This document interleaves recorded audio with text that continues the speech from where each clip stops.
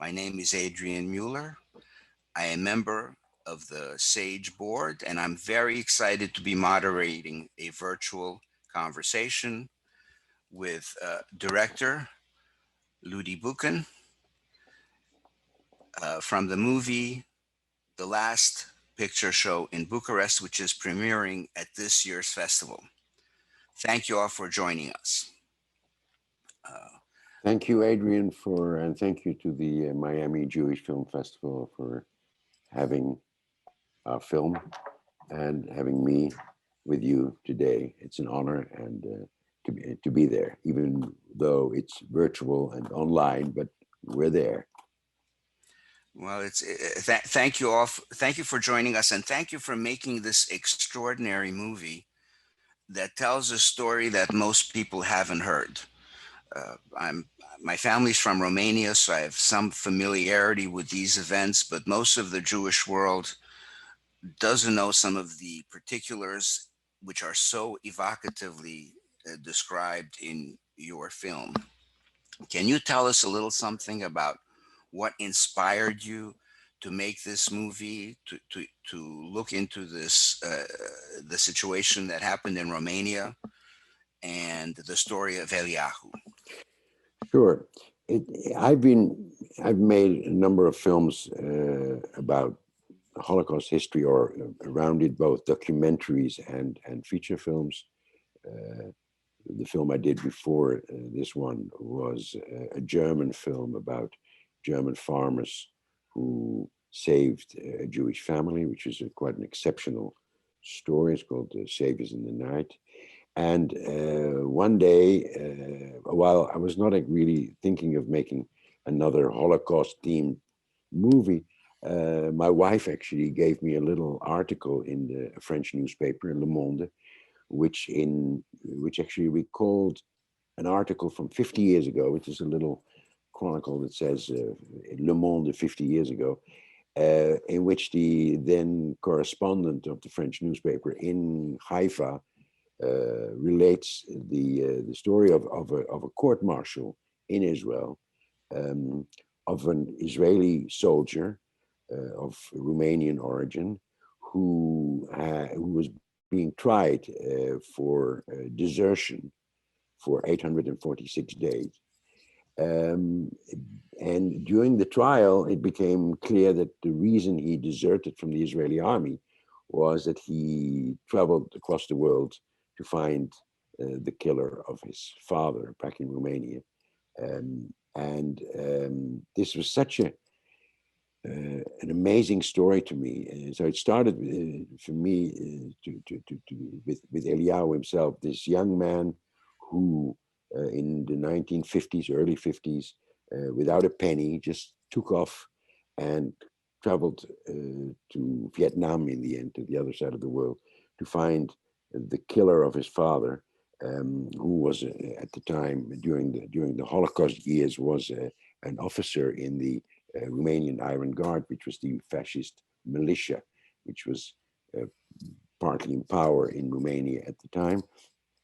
And the fact that this boy, Eliyahu, does this not because so much he wants to, but because he has no choice, because he knew the killer and he himself was a free man, and he could not get rid of the idea that this man was walking around somewhere freely.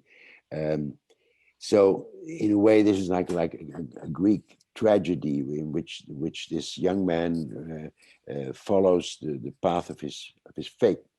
And then when I started studying and researching the story, because the whole film is based, I'm telling a true story. Um, when I started researching it, I then got drawn into the background of it, which was the killing, if I say it very shortly, the killing of hundreds of thousands of Romanian Jews by the Romanians themselves, by the Romanian police, by the Romanian gendarmerie, by the Romanian army, because Romania was not properly occupied by the Germans. It was an ally of the Germans, but Romania in the 30s had a fascist regime, had a very anti-Semitic tradition, and from 1940 onwards, the Romanian regime started to persecute its own citizens, its own Jewish citizens, and murder them on an incredible scale. Also, I mean, I'm talking about we don't know exactly the number, and there's a lot of discussion about it, of victims, but it's estimated between 300,000 and 400,000 of Romania's Jews who were killed during those 3 or 4 years from 1940 to 1944. So while I was delving into Iliau's story, I discovered for me this because, as you said, it's a story that's not very widely known.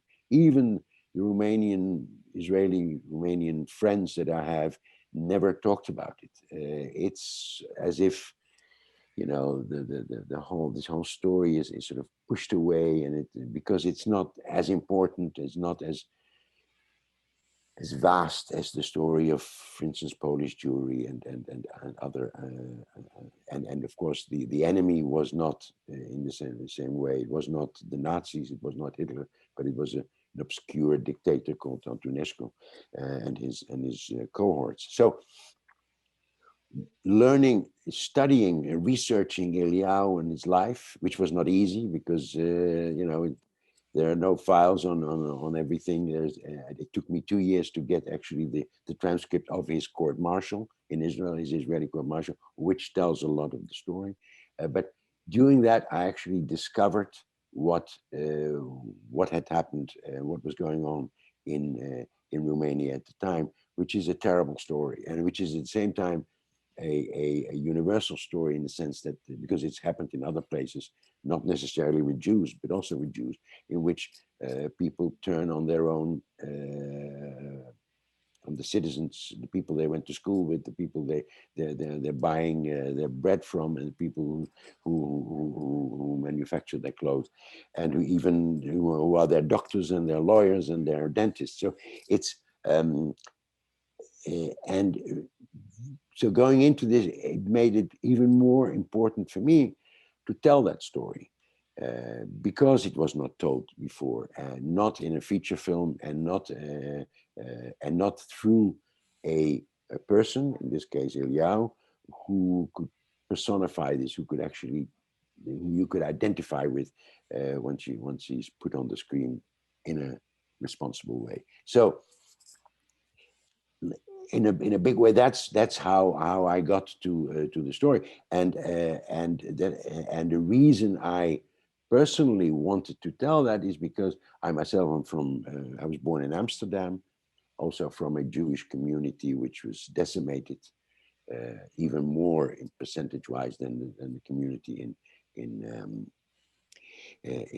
Romania, and I've always been aware, not only from my work but from my family, who were all survivors, that the actual activity or the involvement of the local population was detrimental for their fate. In other words, those who were saved wouldn't have been saved without the Gentiles around them, but those who were taken away could only have been taken away and murdered because the others turned their heads away. And so to tell the story of the one man who actually stands up and says, I know that I should not, perhaps in an ideal world, exact revenge, but I cannot live with myself without doing this. And that story just drew me, and so we decided to go on this crazy path with very little help, because for sometimes obvious and sometimes not so obvious reasons, um, the classical, at least European film world wouldn't help, wouldn't assist in the making of this film, in which a Jew goes after his killer, um, which I did not expect to the extent that it happened to us. In the end, we had only the Israeli Film Fund that really supported the film, and the Claims Conference in America, who really helped us achieve our goal, and I hope we achieved it. Well, I have to tell you that the movie was striking in so many ways. I mentioned to you previously the cinematography, the lighting, uh, the mood that was set, the music. It was an extraordinarily well done movie. And although my initial interest was because of the subject and its connection to my family and our past, Mhm. I was immediately enthralled by the visuals and by the fact that it was a story that was told in a very engaging way. And by the way, one of the reasons it was so engaging is because I know that you filled the movie along with the part of Louisa Tamar, who Yeah, was Julia Boeken, your daughter, who did an right. extraordinary job and is a very diverse actress. I remember her on Entourage, playing Johnny Drama's very attractive French girlfriend. That was typecasting for sure as to the attractiveness, but this performance and the sensitivity and the way she portrayed Tamar showed that there was much more to her abilities than the typecasting in that part, and also in many of the action things and various performances. Can you tell us a little something about how it was working with her and how somebody was from such a different background could so sensitively portray this part? Well, Julia, the background is not that different because she was brought up in a family that has always been very aware of our own personal histories, and the older people that she's known from our family were all survivors and all had their stories, and it's always been very she's always been very conscious of it. She's also played a number of parts, especially in the film Altalena by Lee Cohen, in which she portrays a survivor. No, actually, three. The first film she made, Luba's Ghosts, she already plays herself a Holocaust survivor. So this, uh, but apart from what she played, she has always been very aware of this. And has great knowledge of the history. Also, she's herself actually also an academic, which you don't see when you see an entourage. But you know, so she so I always, well, never mind. That's between her and me. I think she should show a bit more of that, and not only the what you say, the typecast in some movies, but so she is very aware of that. She's very talented also in languages and in adapting things, because if you remember, as you'll see in the movie, she actually she acts in Romanian and in Hebrew. Now, Hebrew she of course speaks, but in Hebrew with a Romanian accent, which is not so easy to do if you're not from a Romanian background. And Romanian she had to learn all that because one of her, well, her mother tongue is French, French and English, but French.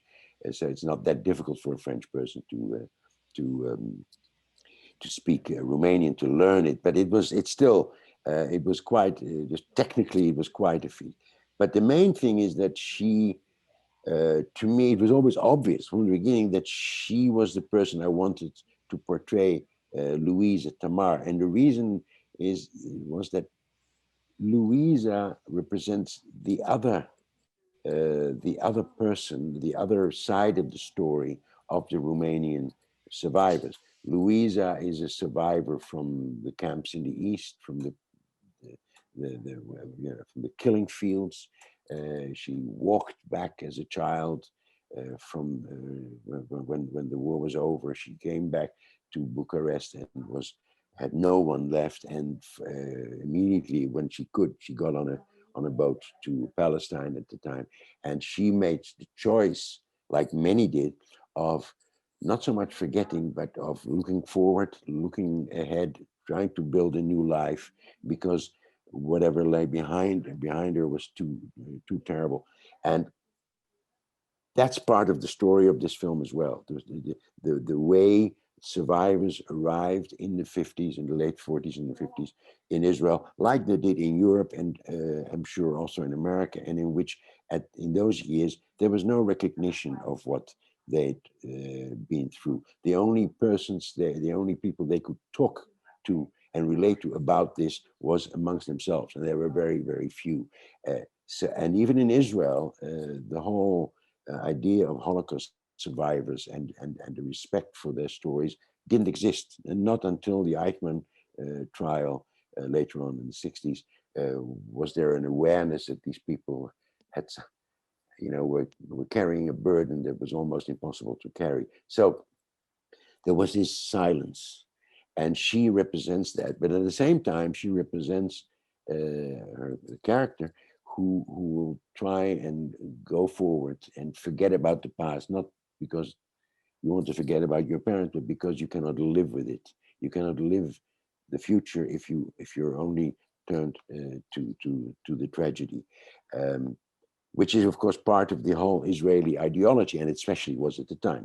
Where there are scenes in the film that portray this very clearly, um, and and so she was vitally important because she is in, I would say, opposition to Eliyahu.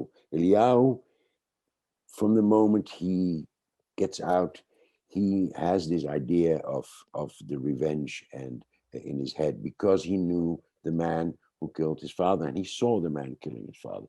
So even when he comes back to Bucharest before he goes to Israel, he goes to the house and wants to find the man, but the man has escaped because in the meantime the communists have taken over and all the fascists have fled.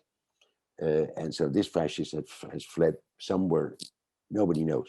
Then the Iron Curtain closes the country up, so there was no way for Eliyahu to find him in anywhere else in Europe either. So Eliyahu goes to Israel, but has this idea of, I want to preserve the memory of my father, and I want to find this man.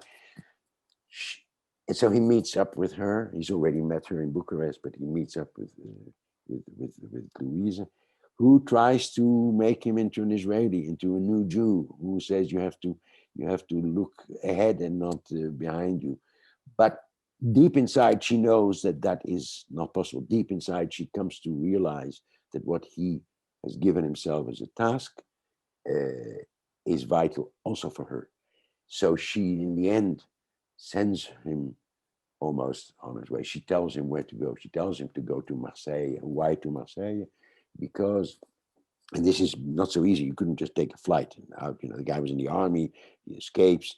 He deserts. He gets on a boat. He and it's a whole adventure. But why Marseille? Because in the meantime, Eliyahu has discovered that the enemy, the man who killed his father, and who killed many other fathers, of course, um, is now serving in the French Foreign Legion, where many fascists after the war, uh, um, you know, joined and fought for the French in the colonial wars, especially in what they call the Indochina War, which is the war in Vietnam, and so she knows that Marseille is the place where the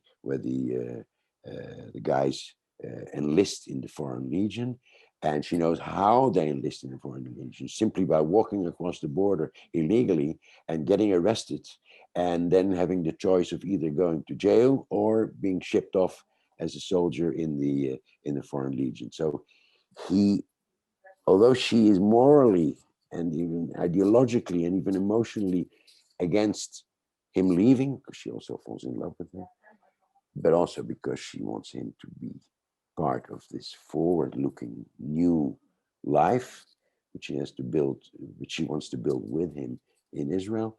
Um, she, in the end, tells him where to go in order to do what he has to do, and he doesn't. So Julia very much embodies this herself. I mean, in the person I know her and I love her, she has that spirit in her herself, and so she was perfect to do this role. Hi, Julia. You missed Hi. you missed me giving a glowing description of you. Is that Oh right, man, Adrian? I'm sorry. It was All right. entirely impartial, but and completely accurate based on that performance. I just heard now by Giora Beja, who was uh, a dream come true for me to be able to have him film me actually. So maybe I know I'm really late in the Zoom, but I That's came maybe okay. at the right moment. But Adrian was giving. He knows your work actually. He's seen you in Entourage Really? and everything. And other things, but that's, I guess, the most commonly known. I know you were also on played an action star, an American spy, and I think you bring a lot of diverse experience to the role.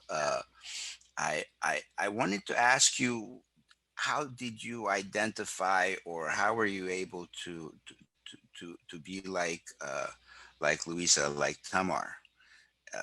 Your Well, father said something about your besides, experience through the family, but what else well, did you have to do to evoke that feeling? besides the Romanian part, which I had no connection with, and not a lot of knowledge. Also, I of course it was actually pretty easy to identify because I have spent most of my career and I'm almost 11 years in Israel. I did many movies about immigrants there, coming from 46, 47, and of course the question of the Holocaust, which is something that has never, I mean, I think I did most of my movies uh, or about the Holocaust or about football. I mean soccer, it's something that has been ingrained in me since I'm little because it's the story of my family. So I it's in me. So I guess I had an advantage over some of the actors to right away be emotional and convey the character um, as and bring the emotion that I wanted to bring because I don't have many scenes, and I wanted to. Um, uh, there are not a lot of light scenes and stuff like that, so but still, I wanted her to be strong but in regards to connecting to her pain, of course, I wasn't myself deported but I grew up with it and it's in my genes. It's in the family history. It's things that I've heard since I'm 8 years old, and it'll never leave me till the end of my life. I tried to do my best, and also to a girlfriend told me that she saw the film, and she said that what she liked the most, I mean, what she was thought was the most, was the scene of Louisa, I mean Tamar, and and Nelson, when we were watching the film, a film within a film, and it was just a pure moment of uh, like I would say pure of sensuality and discovery, and so it was really easy for me, very natural. I didn't have to do a lot of method acting to be able to get into the part. Well, well, And I must say it was actually for me, it was how do you say, oh my god, it was sort of my father's here, so maybe he can help me. Devoir de mémoire. Quoi? Devoir de mémoire. It's the duty of remembering. yeah. There's a say the word. It's duty. It was of memory. It was a duty for my grandmother, who had lost all her family, And who was one of the person the closest to me, and for all the people that I love that don't have their stories told. So it was much more important for me and much bigger than me to be able to be part of it and play this part. So for me, I got the easy part, I guess, because the others didn't have so many references, so many pain in their families or something like that to relate to understand really. Well, Well, I'm sure grandmother would be pleased. yeah. If she's watching above, I hope so. I was thinking about her. Even I remember before, I was thinking about her before the scene when I meet at the port on Haifa, waiting for him to come. Yeah. And I was dressed the way she was dressed at my age, and she was in me, and I was doing it for her, I guess. So yes. That's uh, beautiful. and that is beautiful. I have a question for, I guess, for both of you.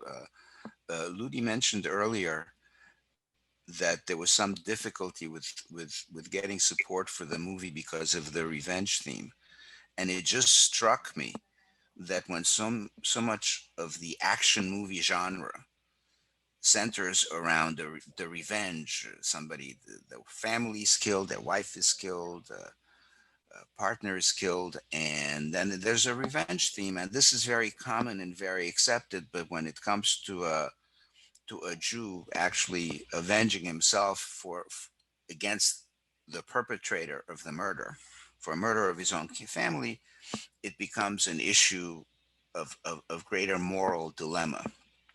And maybe it Well, reflects an overall issue with accepting certain aspects of being Jewish. So, in a roundabout way, what I'm asking is, Romania was an example of really neighbors turning against neighbors. It was the government, but it wasn't hugely organized. So it was really your neighbors turning on you. How has that affected your perspective? And what do you think we should take away from this movie, which highlights to a greater extent what happens when hatred happens at the individual level, at a personal level, mhm. not in some larger organized manner, but even in chaos where just this hatred comes up. And do you have any thoughts on it, having made the movie and having been in the Are you movie? asking me or my father? I'm asking both of you, whoever wants to answer. I Well, if I just want to say something, I feel like the difference is that it's not a revenge that was made afterwards, where the justice came into controlling it, with the Eichmann trial and everything. It seems like we were still in the war, and that, like, the vengeance was, I mean, it wasn't really vengeance. It was like, the danger was still there. Everything was there. It seemed like the war didn't end. So we were acting as, it's like when, in the war there's things that are done, and murder is considered differently when we are not in wartime. But at this time, we were still in the wartime. There was no justice system or whatever, and the war wasn't ending. The Nazis were hiding. The threat was still there some way, even though it was supposedly over. So it wasn't such like a vengeance, like 10 years, 20 years later. I think it was, in the mentality, it was just continue. We were in the war, yeah. situation. Yeah, I think you're right. What's important, I think, to for me at least, take away from this is that after all, Eliyahu, it's not about, he's not only about revenge, he's also about justice. And the revenge comes in when justice is denied. and justice was denied. In his particular story, it was denied in Romania when the war itself is over and the dictatorship is gone, or replaced by another dictatorship, by the communists. But officially, the fascism was gone. But justice for what had happened was not there. And when he goes to Israel, and in those days, justice wasn't there either. So it was the revenge is really a last, an ultimate step when there is no justice. Um, and what's important about it, I think the message almost is that on the one hand, yes, neighbors can turn on neighbors, and we have to be aware of the signs of that early on because it ends badly if you don't put a stop to it. Uh, and on the other hand, to those who perpetrate, to those who think they can do these things unpunished, the fact that punishment does come, even if it comes years later, and even if it comes on the other end of the world and not expected, that's an important message also. Because it's not that Yeah, but you cannot it's get away also with it. This man, and as you, sorry, I just wanted to finish that. If you remember in the last scenes of the film, where he's finally facing this man and his personal story, Xiao Nelson um, also says that, that there is no escape, and he will not escape. And the man accepts it. The man understands it. The man doesn't fight. He doesn't try even to justify himself anymore because he knows by then that his day of in court has arrived, and that's, I think, important. That's why to persecute war crimes and crimes against humanity and crimes in general is vitally important, and to withhold justice from victims is something we cannot and we should not live with in our societies, and that's true in situations which have nothing to do not with anti-Semitism or Jews or fascists or whatever. The movie portrays the the desire to be human and to move on against the emotional need to deal with such a painful experience. I can just anecdotally tell you, and then I want some closing comments from you, that in Romania, and I went back there for business, and my last name is Mueller. And I have blue eyes, etc. And I can tell you that the peasant parties are strong. The Jews are blamed on the one hand for communism by the capitalists and by the peasant parties. We're blamed for capitalism by the socialists and the communists. We're bourgeois and we're communist revolutionaries, and we're whatever it is that somebody chooses not to like, although we have, I guess, representation in all those areas. And sadly, uh, I think this business of what happens and what people will say, perhaps not as openly, But it's there. it's still Oh, very troubling, and you see it in the peasant absolutely. parties and the political parties, and including among cultured and sophisticated elites who speak multiple languages, have great exposure, and not just among the fundamentalists and the legionnaires and the Christian Orthodox, or I mean, I think there are tolerant people in all groups, but also well represented across the spectrum are still people who blame the Jews for a lot of things. And I'm not sure how the arguments that happen in this movie between moving on and confronting the past, I'm not sure what the answer is. So I hope I can get some comments from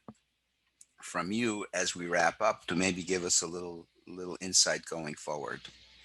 Well, what you're saying is absolutely right about Romania, and not only Romania. It's true in Poland, it's true in Hungary, and it's partly true in other countries in the world as well, as far as their relationship to the Jews are concerned. So it's very much there.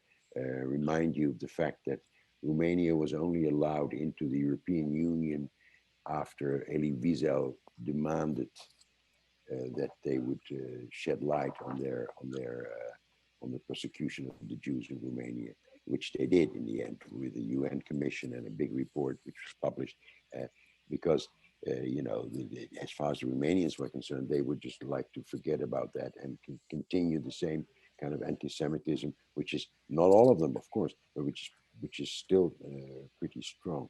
Um, I I think the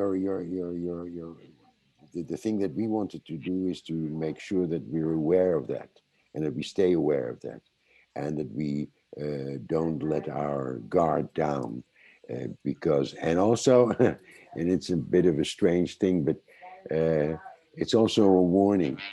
It's a warning to those who think that they can get away with it. They will not get away with it. And that's personally for me, that's quite I can live with that very well. I would like, first of all, I want to thank you both. This hour just flew by. I wish we had three more, especially because the conversation is getting very interested. I can only speak for myself and for the people at the Miami Jewish Film Festival. We are extremely glad that this movie got made. Was it well received? No, it's not yet on. It's not yet on. It's going to be on, but it was very well received by our staff who screens movies and by myself and the people who have seen it. As I mentioned, I can't wait to see it on the big screen. Right now, we're still restricted to seeing it on Zoom, although I did stream it to a large TV. The movie is Yeah, because on touching. the green on the big screen, it's such an experience. It's like watching Apocalypse Now on a small screen. It's not quite the same. Well, You it know. still worked that I did stream it to a large TV, and it was touching for Good. me because I'm from Romania, but it was touching also because it was beautifully filmed, beautifully acted. It tells an important story, and again, I want to thank you so much, I'm Julia. sorry for having been late. Thank I'm you. sure I missed a lot, Thank you. but It's I'm okay, very Julia. happy That's that okay. the audience and Miami audience will be able to watch it. I wish we could have come to be present and present the movie because I had much to say also, and I'm very proud to have been part of this journey. And I think this movie, whatever happens, will be very important. And it's always a stone that you put on how do you say, Ludi? My father, director, a stone of memory, whatever the subject is, Yeah. um, on the how do On the you say, monument, sur la tombe, on the tombstone. Yes, we put on the little stones. You put the tombstone. stone. Remembrance. So Okay. thank you very I think much it for goes to having your us. theme of devoir de mémoire. So I think Devoir de mémoire. I Yes, the so Romanian. yeah. Well, we The they're all French. Francophile. They all speak I And French, know. also, or you're a peasant. the question of devoir de mémoire, and let's finish. I mean, I'm sorry, but it's true that Julia. that now that there are so many few survivors left, and we're going to live in a century. I mean, years where no more survivors will be there to tell the story, and making a movie that can attract so many people and have impact against oblivion, and also that's so stylistic and glamorous, I would say, with also a love story and everything, can really really help and can be the last way of fighting against the demons of the past, and against oblivion, can because those demons can always come back. And so I think it's a movie that it's an auteur film, but it's also a movie that is it's so stylistic and glamorous in so many ways that it's also, for me, a commercial film that can have a lot of impact for against oblivion and against what happened, because this is the most crucial thing. Thank you. Well, I agree, and I do hope indeed that we get to do this again, and that we'll have an opportunity to have a screening with a big screen, and to share We'll be more time there. together in person I want to in say that also when I lovely did Florida. Entourage, it was also for a duty of memory. I'm sorry. I do Okay. movies that have a lot of values, and this was about comedy in the LA. And no, I'm sorry. No, no, we know well, we know that the beauty part was accurate, but we also know there's a lot of depth. You're a political science major with a Oh, lot you of know interest in everything. social justice. We're very nosy. We want to know. We want to know you, especially because you managed somehow to put together Well, I such a just want to touching say every performance. actor brings their own baggage with them, and they can bring it through comedy or through other things. And I remember Natalie Portman saying when she did the professional, that she Hmm. hadn't experienced the Bronx and all those murders, but her family had Holocaust survivors, and she brought it to it. So, but for this time, it was, as I told you, much easier. Is like I could go on the set and it was right away, the pain was there. So but I hope that I brought some lightness and joy, because I think that's really important for the message to be conveyed, so people can enjoy the film, and come out with it with thinking and remembering, and and and and being a duty of memory. I don't know if you say that in English. Yeah, Yes, you it's do. good. It's Thank good. you. Toda Well, rabba. Toda rabba. I תודה want to again רבה, thank you חסון both and קנדי. congratulate you, and express my appreciation for this wonderful work of art that is both beautiful and very meaningful. The last picture show in Bucharest. We look forward to seeing it on the big screen, and again, hopefully, we'll get to meet When in is it going to person to be enjoy screened it in Thank when? you, Adrian, and thank you, Miami. in But when will April. it be screened? When is the screening? It's going to be in April, and what I'll try to coordinate with our group that perhaps we can catch up a little bit further before then, with some other people, and of course, along with So thanking maybe you. we could come if it's in April. There'll be Yeah, no I more think corona. there is an end to this Q&A at some stage. Yes. Sorry, I came so late that I had so I many. know.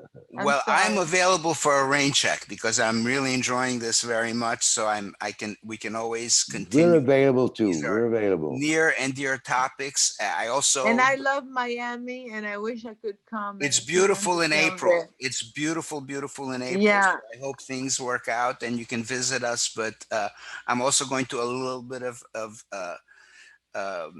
recognition right now to thank, along with you and the cast and the wonderful crew that put together this magnificent movie. I'd also like to thank all of our members of the Miami Jewish Film Festival, our sponsors, community partners, volunteers, film lovers, and especially our presenting sponsors, the Center for the Advancement of Jewish Education and the Greater Miami Jewish Federation, for their continued support throughout all these years. And thank you to our audience for participating in the 24th Annual Miami Jewish Film Festival. And again, a special, very big thanks and Hakora Satov to Ludi Boeken and Julia Boeken for joining us today and giving us I think also there is a insight. big, yeah. Thank you. and Thank and you. I want to say hi to the very strong Jewish community in Miami that I had the pleasure to know somehow. Oh, well, we look forward to seeing I more of know you. that I know that there's a very strong Jewish community in Miami. So I hope they'll enjoy the film, Well, and also the non-Jews, of course. we have a very wide audience. The film festival is one of the largest and oldest in the country. We have a very diverse audience, all different factions of the Jewish community. And again, I'm a little bit biased because of my background, but I love film, I love cinema, and I think this will be a beautiful and enjoyable movie. And I hope we all get to be in person to enjoy it. Well, we wait for That's the it. reaction at in April of how it was received and all, if it's possible. Absolutely, we will keep in contact. We'll let you know, and thank you again. Wish you much strength and success so you can continue creating beautiful work that inspires and makes the world a better place. I thank you both. And Oh, stay thank you safe. so Stay much. safe, all of you.